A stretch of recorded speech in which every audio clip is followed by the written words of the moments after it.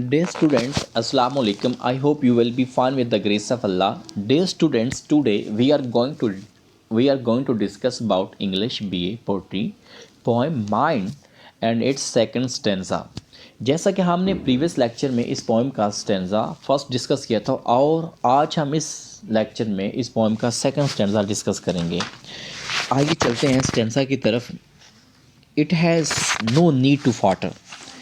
यहाँ पे ये जो इट है ये एज अ प्रोनाउन यूज़ किया जा रहा है बैट के लिए कि चमगादड़ को ज़रूरत नहीं होती, और फाटर का मानी होता है हरकत करते हुए डावाडोल होना या डगमगाना या लड़खड़ाना, यानी चमगादड़ को हरकत करते हुए डावाडोल नहीं होना पड़ता। और एक्सप्लोर, और ना ही किसी चीज़ की उसको रिसर्च करना पड़ती है, तहक़ीक़ करना पड़ती है और किस चीज़ को ढूंढना पड़ता है। फॉर एग्ज़ाम्पल, एक चीज़ जिस तरह रात की तारीकी में चमगादड़ उड़ती है, उसको ये खोज नहीं लगाना पड़ता कि ये जो रास्ता है ये मेरे लिए ठीक है या नहीं है। जिस तरह एक बंदे को फॉर एग्जाम्पल एक बंदा वैन पे है या गाड़ी पे है, वो जा रहा है कि वो पहले देखेगा ये रास्ता जो मेरे लिए सूटेबल है कि नहीं है, लेकिन इसको ये चीज़ का तखमीना लगाने की ज़रूरत नहीं पड़ती और ना ही ये अपनी हरकत में डामाडोल होती है या डोल जाती है। और एक्सप्लोर, और ना ही इसे किसी चीज़ का खोज लगाने की या तहक़ीक़ करने की या ढूंढने की ज़रूरत होती है। सेकंड लाइन में देखें, darkly it knows what obstacles are there. ये रात की तारीकी में भी जानती है कि रुकावटें क्या हैं। डार्कली, इन द डार्कनेस, अंधेरे में, तारीकी में। इट नोज़, ये जानती है। व्हाट ऑब्स्टिकल्स आर देयर, कि रुकावटें कहाँ पे हैं, पाबंदियाँ कहाँ पे हैं।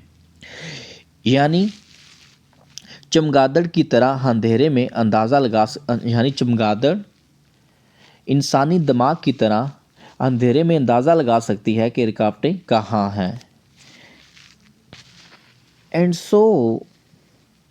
सो मे वीव, और ये हरकत कर सकती है। वीव का मानी होता है मूव, हरकत करना, उड़ना। एंड फ्लीटर, डीप एंड सोर, और ये निचली जानब और कभी ऊपर की जानब, कभी निचली जानब कभी ऊपर की जानब फड़फड़ाती है, उछलती है, कूदती है, फुदकती है। फ्लिटर का मानी होता है फुदकना, उछलना, फड़फड़ाना।